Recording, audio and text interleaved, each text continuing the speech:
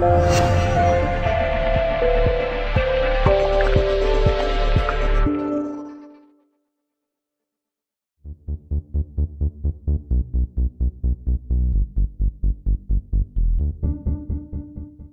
Neil, pre-season's over. Quite a few wins, not many defeats, not many goals conceded. Fairly positive? I think it's fairly positive. I mean, it's always going to be difficult when you bring so many new players to the club. And as we know, it's only probably been 9-10 weeks since we took over.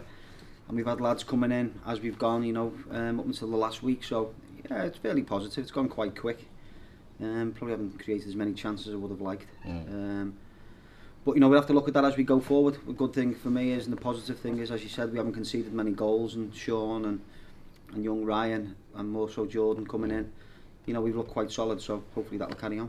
I wanted to ask you about Jordan Thornley. He has really impressed me in this pre-season, and to get a player of his calibre, his technical ability, it's a tribute to yourself, but also I think to the scale of the football club here. It is, yeah. I mean, I think we've seen, you know, we made the good thing for a young boy to make a mistake like at Macclesfield and then come back and put it in. I thought 2 man of the match performances as a young lad as well. I think he's only 18, maybe 19. So, you know, he's been fantastic, and I'm sure he's got a massive career ahead of him. And let's hope, you know, for at least the next 9 or 10 months, we can keep hold of him and he can continue his progression and his development here. I know he's enjoying it. And you know, we're enjoying having him. I'm sure the fans are. It's been a big overhaul of the squad, as you know only too well. What's the biggest challenge when you introduce a whole raft of new players into a squad? What's the biggest challenge for you? The biggest challenge is obviously trying to win football matches, but that's the biggest challenge. You know, you've got to try and get the group to bond. It's not just about what happens on the pitch. You know, you've got a lot of different personalities, different characters within that dressing room. You know, you've got to hope they bond. A little bit quiet at the moment, if I'm honest. You know, and it may take a little bit of time to get that bonding going. But you know, we're well aware that come next Saturday we need to be out the blocks. You know, we're going to have to tweak the squad as we go. You know, it's not.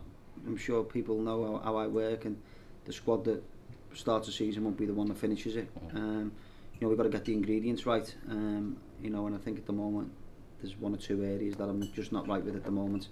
But you know, we don't have the funds available to go and splash cash on big signings. So, you know, we're looking at the loan market. We've identified a few players.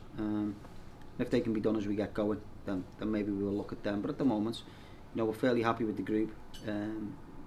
Injuries aside, you know, and now it's just that we've got to be a little bit more on the front foot and create a few more chances. But when you put 18, 20 new players together, the dynamics change significantly, and you've got to try and get that to happen as quick as you can. So I think it's credit to the players that, you know, they've moved as quick as what we have. But I can see it coming together. We just got a bit of luck with injuries. Tough start, isn't it? Boston here, and then those 2 difficult away games against a promoted side and a relegated side, and you probably couldn't ask for a more difficult start. No, you couldn't. If we were just tweaking the side by 3 or 4 faces, then you wouldn't be too. But when you're making such an overhaul of the playing squad, but that was the decision that we made. That's the decision that we had to make, I think, to get us really competitive. But yeah, it's a difficult start, but you've got to play everybody. You know, is there an easy team in this league? I don't think that. I think it's going to be. I mean, I was saying to the lads before the game, you know, if you had to look at it in terms of a comparison, obviously it isn't in terms of ability, but a comparison within the football league, it's probably very similar to the Championship in that everybody in the main can beat everybody. You know, there's been a lot of financial clout shown. Some teams are further advanced than others in terms of, you know, the squads that they already had, which they've added to, where others have been, you know, ourselves, Stalybridge, mainly where there's been new managers gone in. You know, there's been a fairly big overhaul of the playing squad, and you know, people can say whatever they want. That does take time to get it together, but hopefully with the experienced lads we've brought in, that'll happen here quicker than, you know, what it probably would normally. I think one of the things that struck me has been, you mentioned the experienced lads, has been the fitness levels of some of these lads. Is that purely because for the last 10, 15, in some cases 20 years, all they've done every day of their lives is train to play football? You're just literally topping them up, really. For the professional lads, it can. I mean, I've had obviously the professional lads before drop down and part time. At first, it can be a bit of a culture shock for them. Right.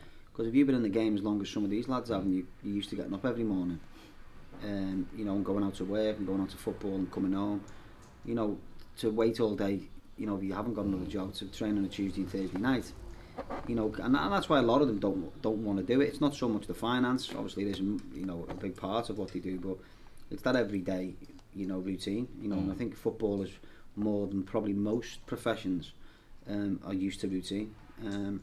So yeah, but I think you've got to find the right professionals as well. I think that's the key, the ones who have looked after themselves and still want to do well. And you know, and the good thing about our lads is they're all asking questions on what, you know, what I believe they can do better at. There's no sulking or moaning when I'm being a bit critical, as I have been today to them. You know, I just thought today we were, you know, not at the races for the whole game.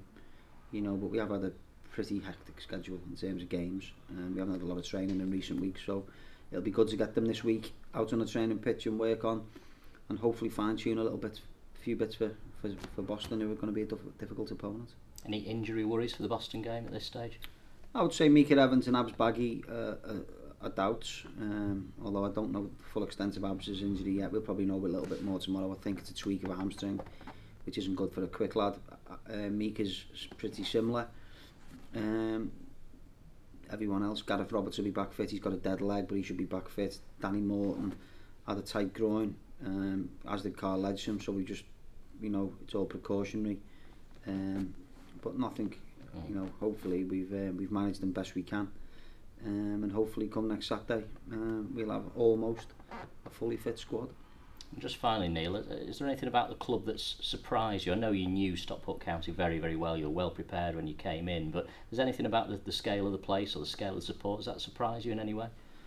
Well, I've always been aware of the scale of the support, and I think we're all well aware how much more that can be here at the ground if we're winning football matches. I think the thing for me, you know, is the friendliness of the place. If I'm honest, you know, it's quite, you know, it's open, it's honest. Everyone wants to do well. You know, there's no real pressure. You know, and as I say, I've been welcomed by open arms by everybody. You know, we're aware. You know, this is a massive football club. You know, obviously it was at Chester before I came here. But what, you know, one thing I've noticed is how, you know, we've had a lot of good news in the summer, haven't we? We've had an overhaul of the playing squad. We've had the news regarding the council, etc., etc. There's obviously sponsors coming back on board, so there's a feel-good factor. Yeah. I've just got to try and keep up my part of the bargain and win football matches, and you know, that's what we'll be trying to do. And also to say to the supporters and anyone out there is, you know, we're going to have good times, we're going to have indifferent times, but it's about staying together. You know, it's about sticking together when then difficult times do come, because this is a difficult league. But all I'll say is that, you know, our lads will be giving everything they've got. You know, I've said to them before the game there, this is their opportunity to write their names in a little bit of history in the fact that, you know, the club's been, you know, in the doldrums a little bit, you know, for a number of years. The feel-good factor's coming back to the football club, and how keen the fans are, you know, and it's our opportunity now, you know, to put themselves back and try and bring a championship or good football and be challenging, you know, to Stockport. Well said. Wish you all the very best. Thank you.